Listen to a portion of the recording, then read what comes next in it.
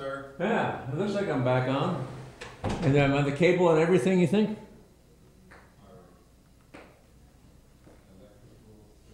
Let's say, hello everybody, welcome back. But I mean, I guess, we'll do it this way. I guess I'm the one who's back. Yeah. It would be considered wrong to welcome myself back. Okay. Yeah, I suspect anybody that was watching us went to one of the commercial stations Yeah, well. rather than sit and look at a black screen. Well, Maybe they'll come back when a commercial comes on. maybe they lost their power. And That might be. it could just be us here, you know? Yeah.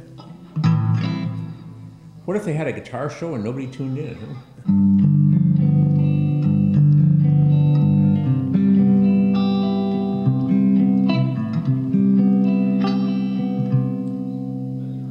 Wasn't I describing my... Oh, I know what I was doing. I was describing my power, my roll-off, bass roll-off.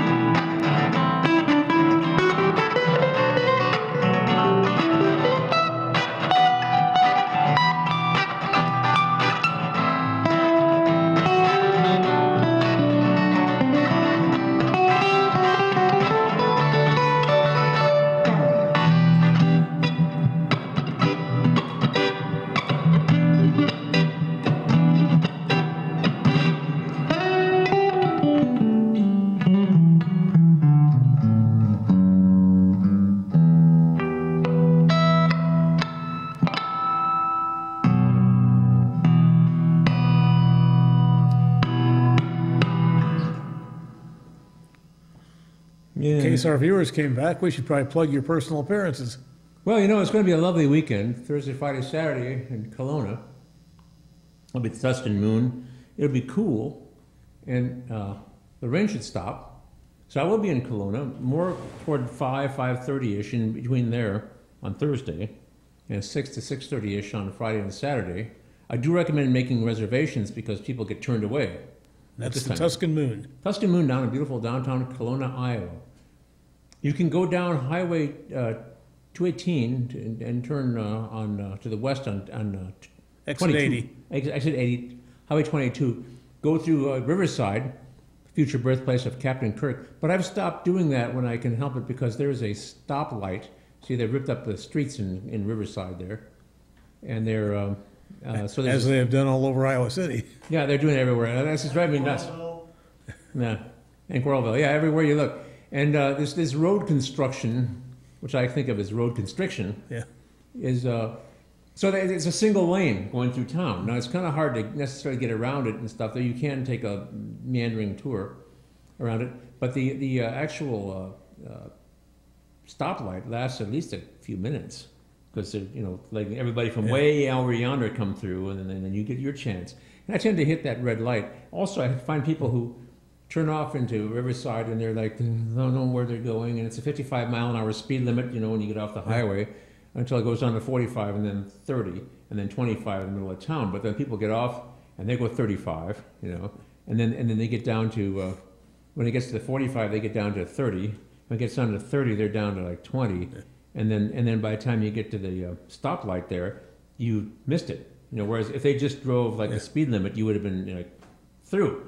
And I wait there, fuming, thinking of names to call them, mostly in Italian, actually. Hey, it's schifos. No, I'm going to stop saying rude things. I do most of my swearing in Italian. It's just a quirk. Anyway, Italians are so good at it, though. Yeah. Anyway, we're always looking for the mot juste. You want to call somebody a name, Italians, they have that down. Anyway, insults. Anyway, so what I've taken to doing is to driving on Highway 1. Unfortunately, I have to go through Iowa City construction issues and a lot of stoplights going out of Iowa City. There's a Highway 6 bypass, which becomes Highway 1.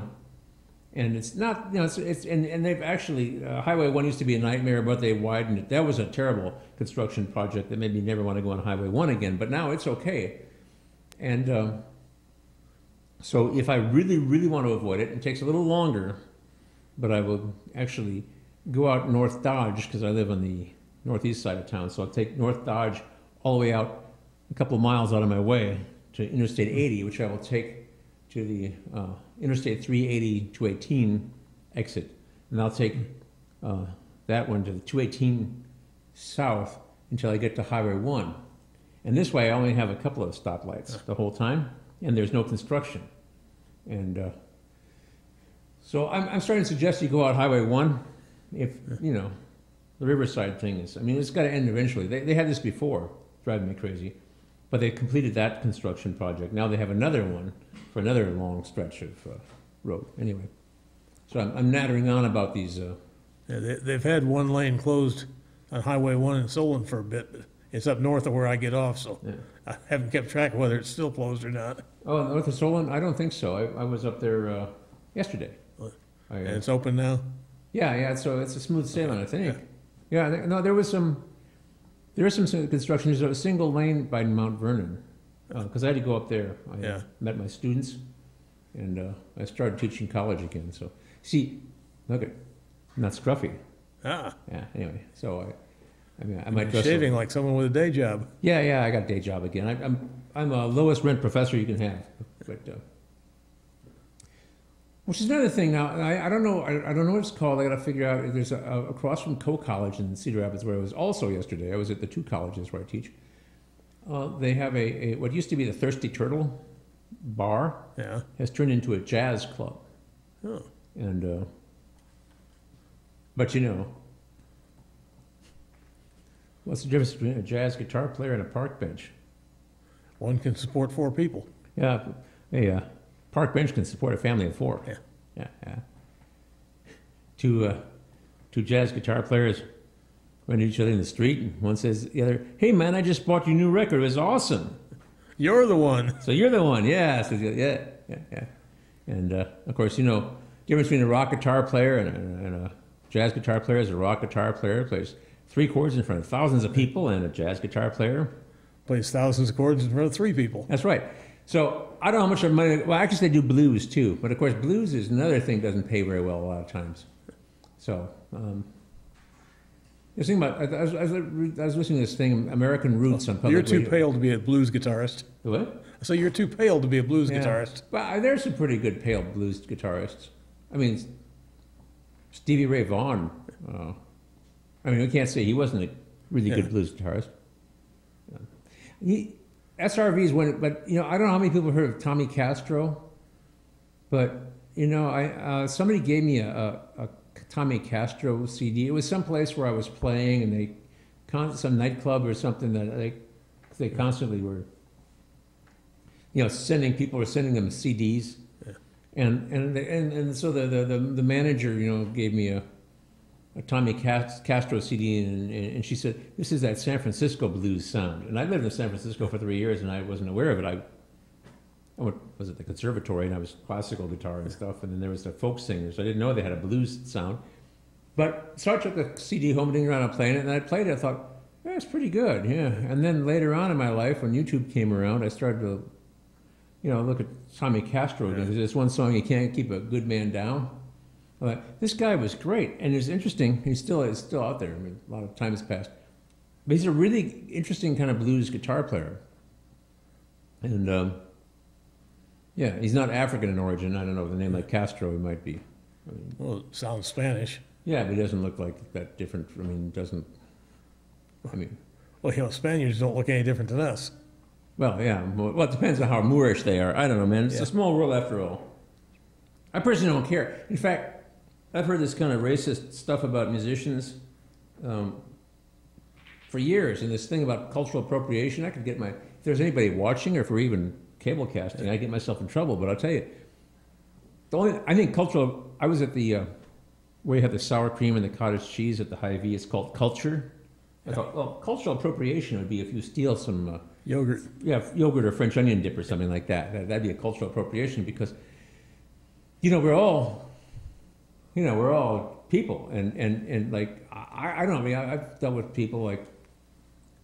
I played in a mariachi band a really long time ago, and I've jammed and played with and for people from Mexico and other places many times, and they're glad to have me. Nobody seems to give me a hard time. I've been in like blues and jazz situations where everybody else, you know, has an African, you know, origin that I don't have, and everybody's really nice to me, and they're great, you know, and they're glad to have me along. I understand the scale and stuff, and you know, and I can play along with them, and it's great, you know. I have all these experiences, and I've heard all their kind of like racist things. You know, a lot of the symphony orchestras are full of East Asian people, mostly like Chinese musicians. And people say, well, the Asians, you know, they don't have the soul it takes to play like, you know, Wagner or something like that.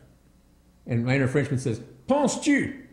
So, which means, also you think?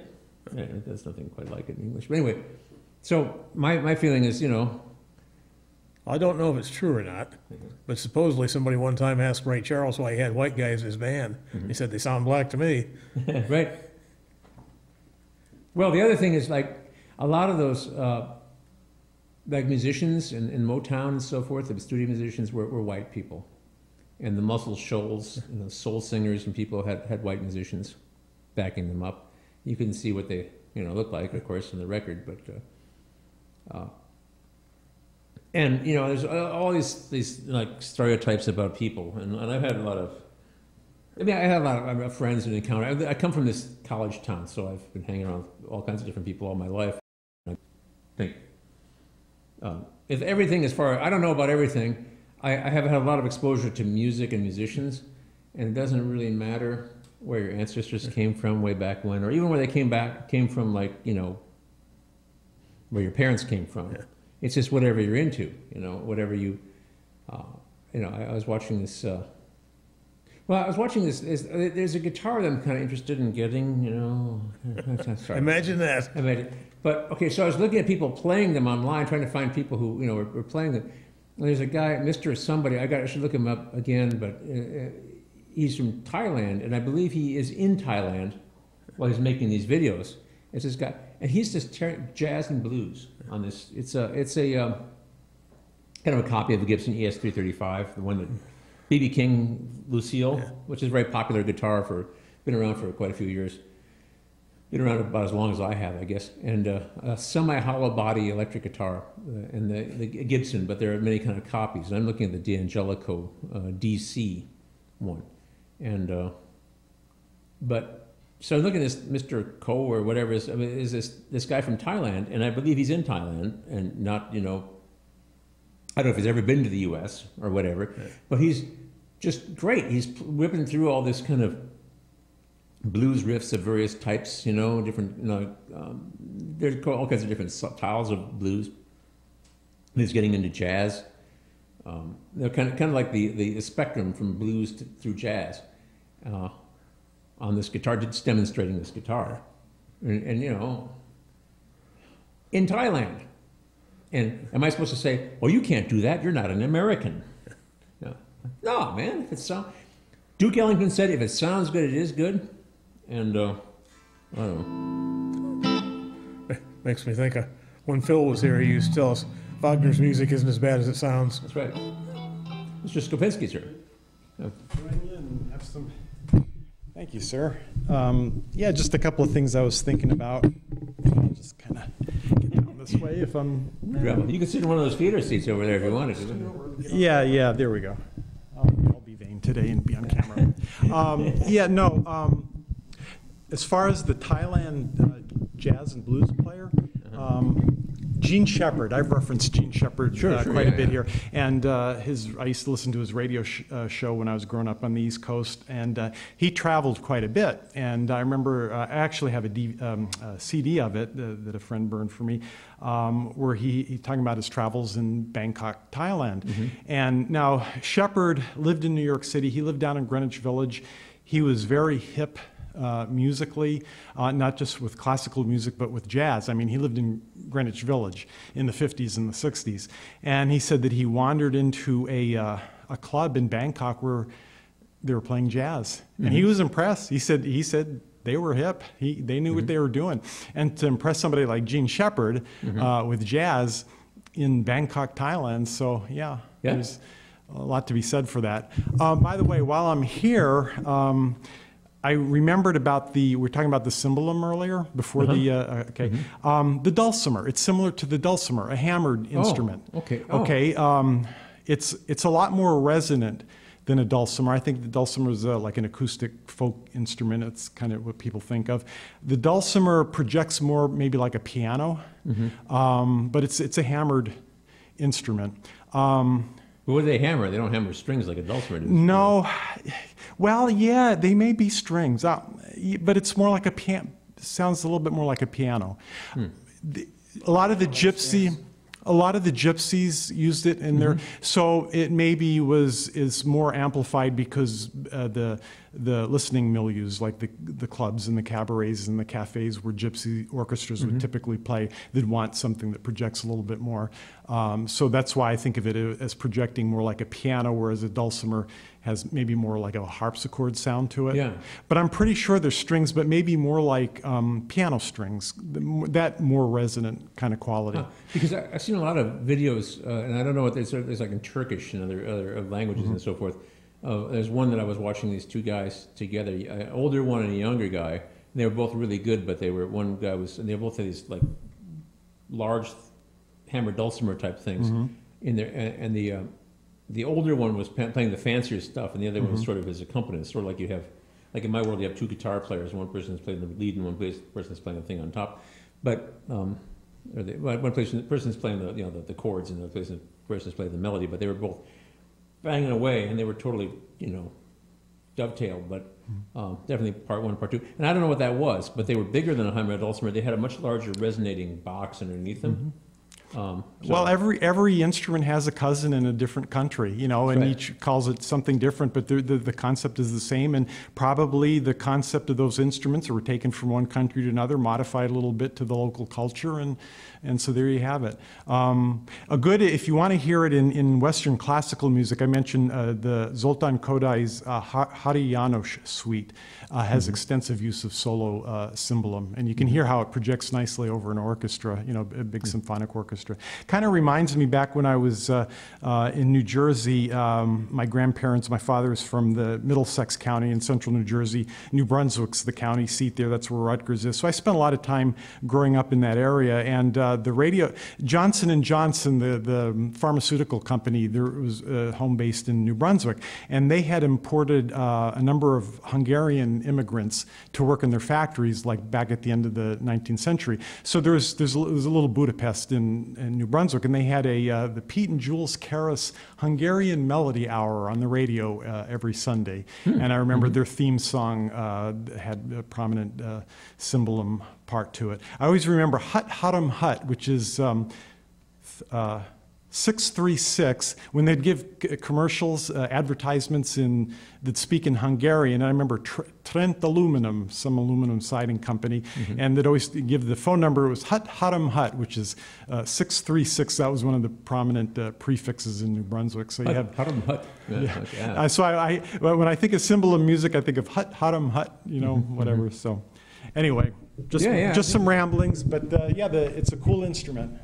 Well, there are a lot of interesting things. There are a lot of hammer dulcimer-like things out there. There's just basically a piano is just a mechanized hammer dulcimer, because hitting the hammers with your, you know, put them in your hands. You have a key to do it for you, and it bounces back because of a mechanism. But my thing I think is interesting. If I were going to really, I don't have the resources, but I like banjos. I actually played a banjo gig last week, I guess Friday.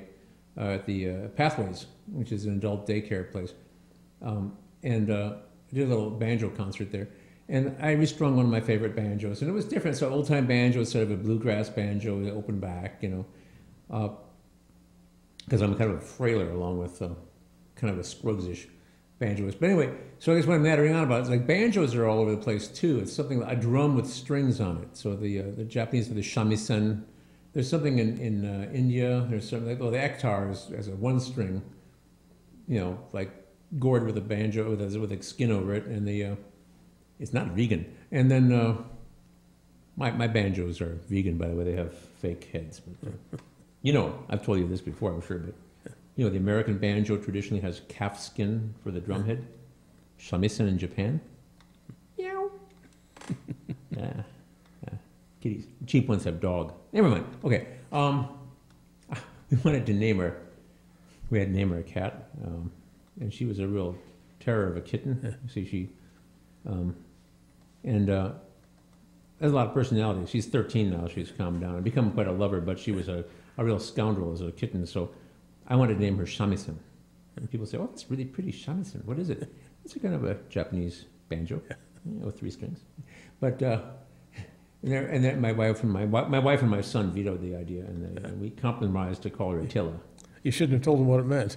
Yeah, well, I had been studying shamisen. I had a job supposed to do Japanese music for a kids program, go to all the public schools in the whole area with a story lady, and I had to do a Japanese story. Yeah. And so I said, well, if I were Japanese, what would I tend to play?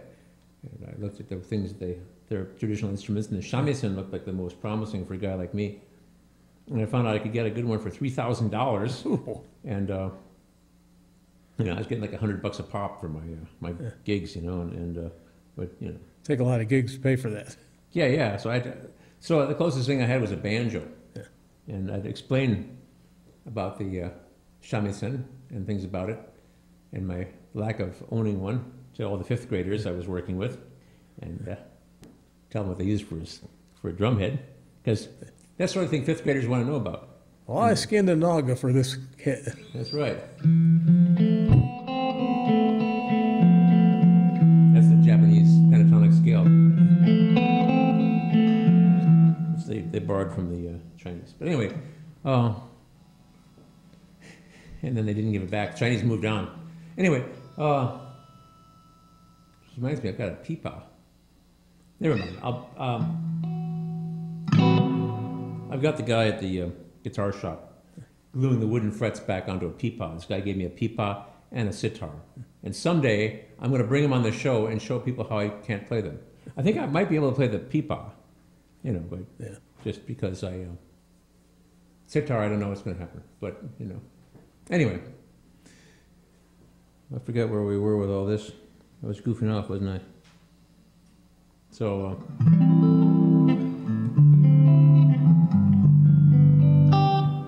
well, starting out, we were talking about how instruments have counterparts in other cultures. That's right. Then I got off in the shamisen.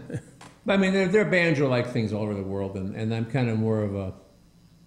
I mean, they're also guitar players. The thing about an ektar is tar is string and ek is one in Sanskrit or something like that. So guitar, the tar thing, and there are instruments called tars that were like ancestors of guitars.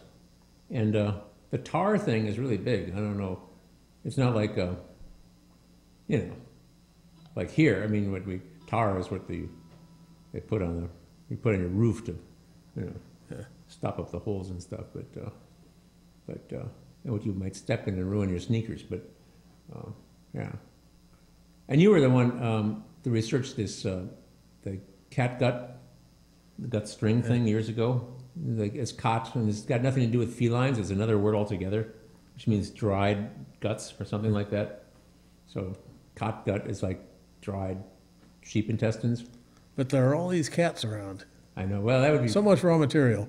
I know a lot of raw material, but the thing about the cats is that they're carnivores, and digesting a mouse is one thing, and of course digesting the soft cat food from a can, doesn't require the kind of fortitude, intestinal fortitude, shall we say. Carnivores don't have nearly the guts that like a sheep. Like you get Highland sheep who eat twigs.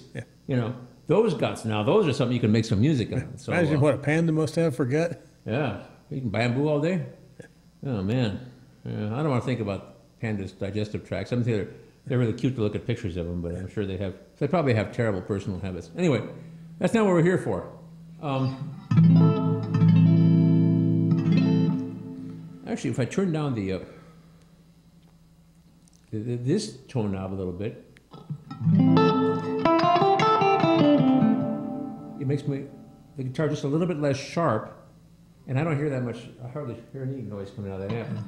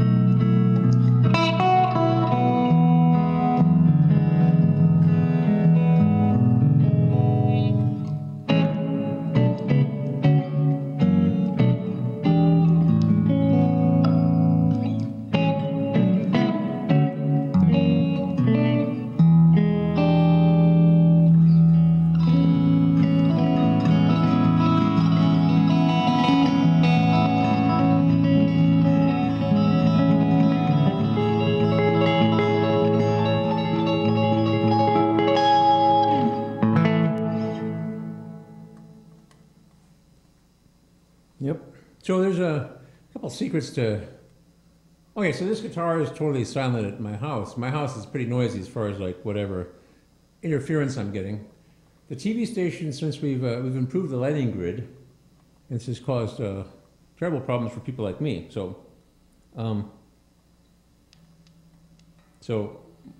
if I have the tone knob all the way up, I'm getting a bit of buzzing and stuff. If I turn the tone knob down a little bit, I'm still getting a pretty crisp sound on this guitar, but it takes away that hum, that buzz. So I don't know how.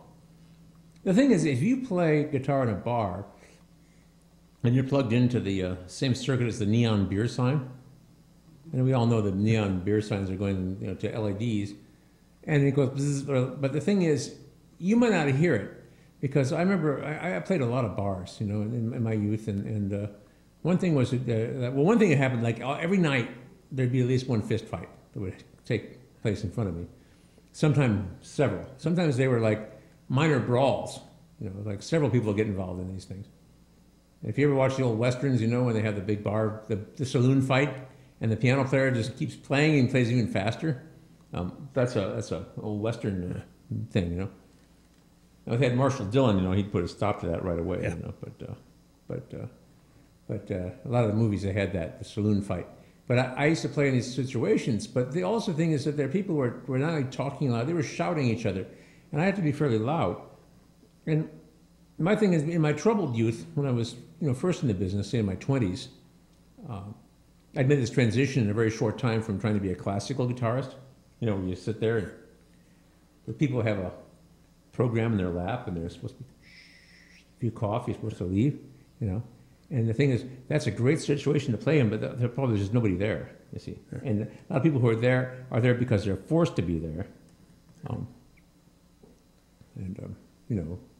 Like if it's in a school situation, like a college situation, the kids have these little cards, that they have to have signed off by a professor, because they have to attend a certain number of shows every year, every semester, or else their grade will be diminished.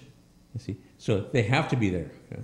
But the thing about playing in these bars, especially some of the big ones, there's one in like Des Moines, or I guess Windsor Heights, right on the Des Moines line in Windsor Heights, that was.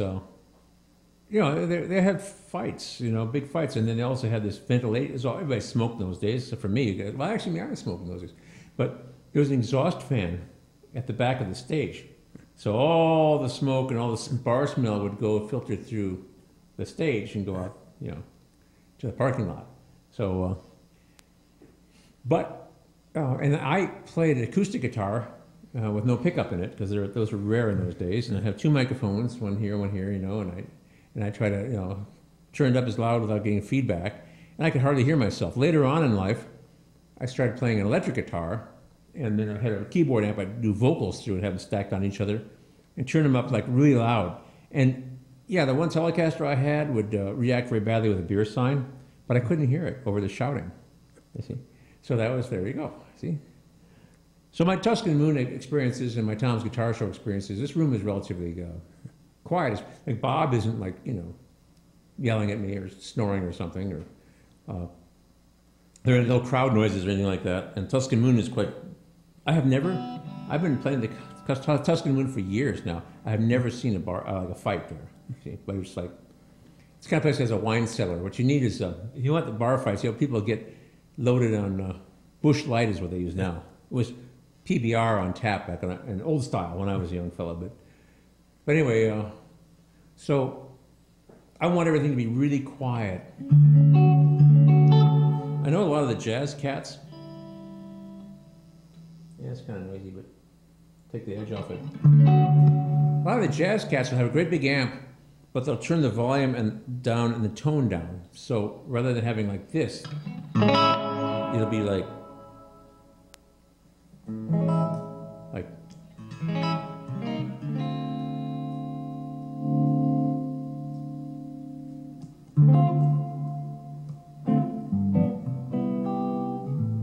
Of course, there's a little tiny amp here. Can't keep up. Oh well.